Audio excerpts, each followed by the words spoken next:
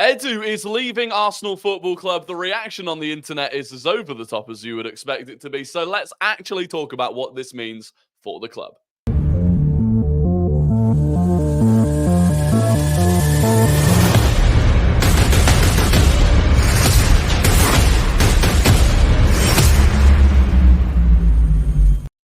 Welcome back to the Rory Talks Football channel, your daily Arsenal news updates, debates, and my opinions. If you're new to the channel, please do subscribe. And if you could click the like button as well as we get into this video, I would be incredibly grateful. But look, the news breaking on this Monday morning, unexpectedly, it has to be said, is that Edu is leaving. And of course, the reaction online is exactly what you would expect it to be. Oh, Arsenal are falling apart. He's fleeing a sinking ship. And some of this is coming from Arsenal fans. Some of it is coming from rival fans. You've also got the flip side of that. People that think this is brilliant news. The people that think that Edu was the problem, that the summer was completely on him. And a lot of it is kind of just over the top. And a lot of it puts too much emphasis on what Edu's role at the club was, which I don't think was as significant as people might be suggesting. Now, the news that broke, it was Sami Mokbel that broke it this morning. Arsenal sporting director Edu is leaving the club in a major blow to Mikel Arteta as he loses a key ally who masterminded their transformation and signed Martin Odegaard and Declan Rice. And, they were a couple of his best signings. He joined Arsenal in 2019 as technical director. And I think that's quite important. He did join before Arteta joined. There were plenty of signings that we made under him that weren't great, that were questionable. Willian, as an example, was a really questionable one.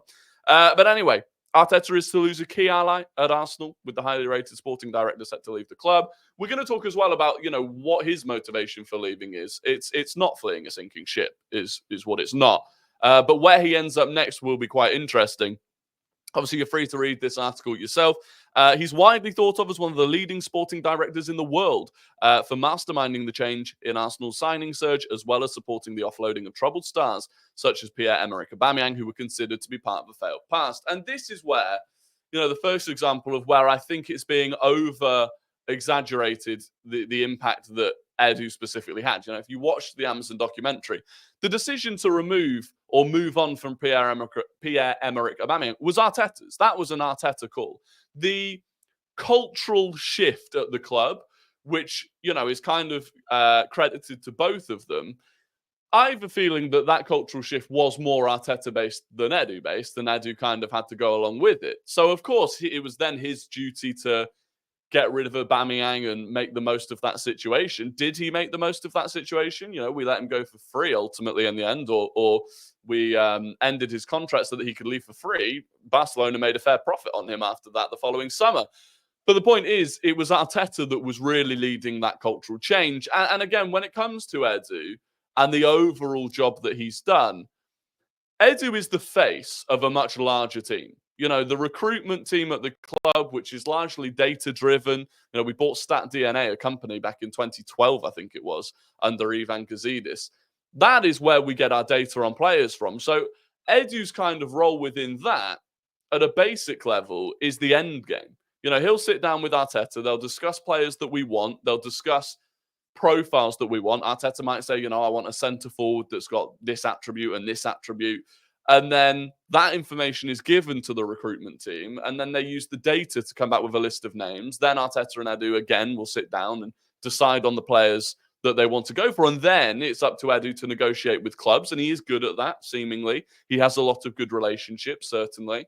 And then it's his job to go to the owners and get the money for those players, or convince them that the money is worth spending on those players. Now, that role in itself is a replicable job. There are plenty of other capable people that can replace him in that role. And so in that sense, I don't think this is this huge, as this article says, major blow to Mikel Arteta. It may well actually be good for Mikel Arteta. There is a feeling that Arteta has a lot of power, that Edu doesn't necessarily battle against Arteta, that they don't go head to head. And of course, that's a good relationship to have. But sometimes having a technical or sporting director or director of football, whatever it is, that can actually go against the manager can be really good for a club. Liverpool, for example, Mohamed Salah, Sadio Mane, they were not Jurgen Klopp signings. They were given to Jurgen Klopp.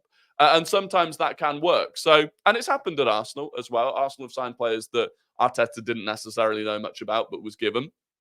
And so, yeah, I think you're going to see a lot of nonsense today. It's interesting to see where he goes next. I don't know if this article mentioned it.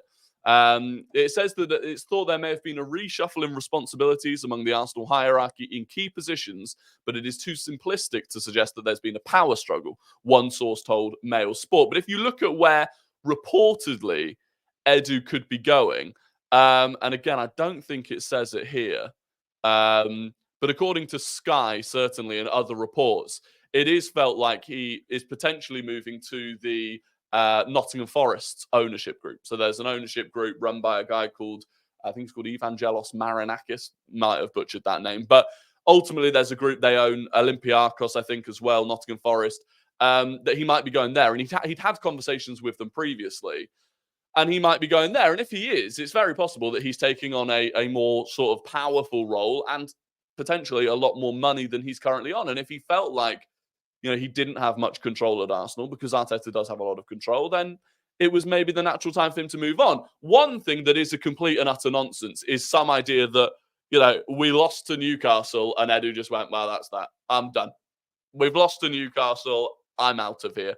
That is not the case. That won't have been the case. And if we do witness him now go on and take another job, that'll have been in the pipeline for months. I would argue it's probably been in the pipeline since before the end of the summer window that we've just had, that this is something that could happen. He's not just up sticks and left. And so this is not a result of Arsenal's kind of little blip in form, which a lot of people are trying to attribute it to. I really don't think that's the case. So what do we do next? Will we go and get a capable sporting director? There are plenty of them. Is it ideal timing? Maybe not. If Arsenal, and I think this article said that Arsenal was surprised that Edu had made the decision to leave, which perhaps means that we've not necessarily spent too much time focusing on a replacement for him. Maybe going into the January window, that could hamper us a little bit, but certainly we're going to have someone in place for next summer. And next summer is where I expect us to go big again. So, yeah, I think there's a lot of overreaction. I think long term, this will be a relatively unnoticeable change. I think within 12 months, we'll have forgotten about it. And that's not to diminish or undermine what Edu's done. Absolutely credit to him for what he's done with Arteta. They have absolutely taken us forward. They've taken us from 8th to back-to-back title races. I think a lot more of that is on Arteta than Edu, 100%. But Edu has still been a part of that. So I wish him all the best. He's an Arsenal legend, of course. And we move on from here. I'm sure the club, now that the news has broken publicly, I'm sure the club will announce his departure. And I'm sure Arteta will be asked about it in the press conference tomorrow. And he will speak glowingly, I'm sure, of Edu. But yeah, I don't think it's the end of the world. I think it's a replaceable person. I think the team behind him are very good and they're still at the club.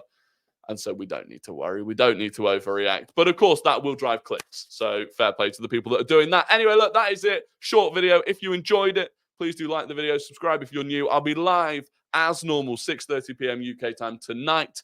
We'll be discussing this. We'll be discussing Arsenal moving forward, the results of the weekend, and much more. So I hope to see as many of you there as possible. But other than that, have a fantastic day, and I'll catch you later. Bye-bye.